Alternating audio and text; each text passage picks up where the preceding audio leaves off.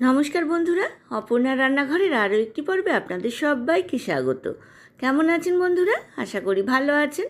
আজ চলে এসেছি শিবরাত্রি স্পেশাল সাবুর পায়েসের রেসিপি নিয়ে। ঝটপট বাড়িতে আমি কিভাবে এই সাবুর পায়েস বানালাম চলুন দেখে নিই। তার জন্য নিয়ে নিয়েছি মেজারমেন্ট কাপের 1/4 কাপ ছোটো দানার সাবু। আপনারা ইচ্ছা করলে কিন্তু বড় দানার সাবুও ব্যবহার করতে পারেন। প্রথমে জল দিয়ে খুব ভালোভাবে সাবুটাকে ধুয়ে খানিকক্ষণ ভিজিয়ে রাখবো। তারপর জল ছেঁকে একটা থালার মধ্যে সাবুটাকে ছড়িয়ে রাখবো। অপরদিকে গ্যাস ওভেনে আমি একটা কড়াই বসিয়ে দিলাম। গ্যাসের ফ্লেমটা মিডিয়াম টু হাই রেখেছি। কড়াইতে দিয়ে দিলাম 1 টেবিল স্পুন ঘি। ঘিটা গরম হয়ে যাওয়ার পর দিয়ে দিলাম 1 মুঠো কাজু আর 1 মুঠো কিশমিশ। লাল করে ভেজে তুলে নেব।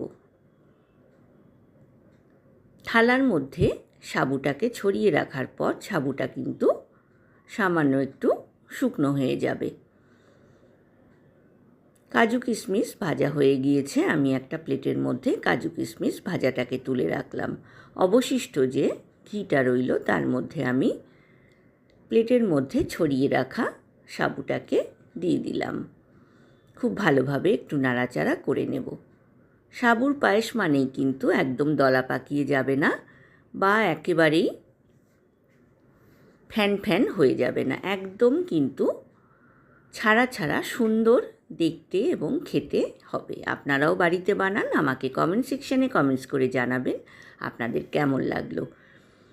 সাবুটাকে নাড়াচাড়া করে নেওয়ার পর আমি আবারও কড়াই থেকে তুলে নিয়ে একটা থালার মধ্যে ছড়িয়ে রাখলাম বা স্প্রেড করে দিলাম যাতে সাবুটা লেগে না যায়। কড়াইয়ে সামান্য একটু ঘি দিয়ে দিলাম 4 টেবিল স্পুন চিনি। চিনিটাকে ক্যারামেলাইজড করে নেব। অনবরত কিন্তু স্প্যাচুলা দিয়ে আমি নেড়ে চিনিটাকে ক্যারামেলাইজড করে নিচ্ছি। গ্যাসের ফ্লেমটা কিন্তু আমি মিডিয়াম টু হাই রেখেছি। বন্ধুরা যারা প্রথম থেকে আমার সঙ্গে আছেন তাদেরকে অনেক ধন্যবাদ। আর যেসব বন্ধুরা প্রথম আমার চ্যানেলে ভিজিট করছেন তাদেরকে আমার চ্যানেলে স্বাগত জানাই। দেখুন চিনির কালারটা কিন্তু চেঞ্জ হয়ে গিয়েছে আর চিনিটা লিকুইড হয়ে গিয়েছে। দিয়ে দিলাম 1/2 কাপ গরম জল। খুব ভালোভাবে জলের সাথে চিনিটাকে মিক্স করে নিচ্ছি।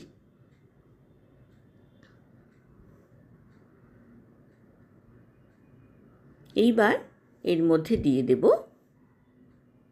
1 কফি মগ ফুল ক্রিম দুধ আর দিয়ে দেব এই কাপেরই 1 কাপ গুঁড়ো দুধ। মানে 1 কাপ ঈষদুষ্ণ জলের মধ্যে আমি 4 টেবিল স্পুন গুঁড়ো দুধ গুলে রেখেছিলাম, সেই দুধটা আমি কড়াইয়ের মধ্যে এই দুধের সাথে মিক্স করে দিলাম। খুব ভালোভাবে আমি দুধটাকে জাল করে নেব। দুধের মধ্যে দিয়ে দিলাম 2টো তেজপাতা আর 4টে এলাচ।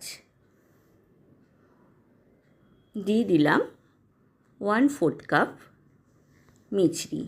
আপনারা ইচ্ছা করলে চিনি বা বাতাসার ব্যবহার করতে পারেন।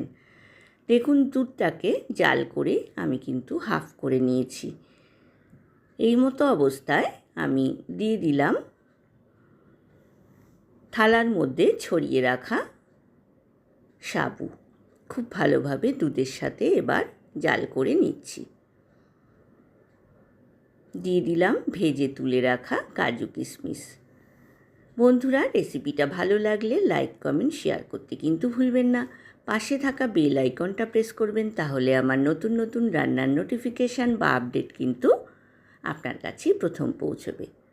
দেখুন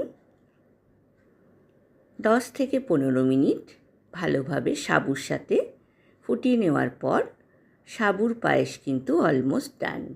আমি গ্যাসের ফ্লেমটা বন্ধ করে দিয়েছি।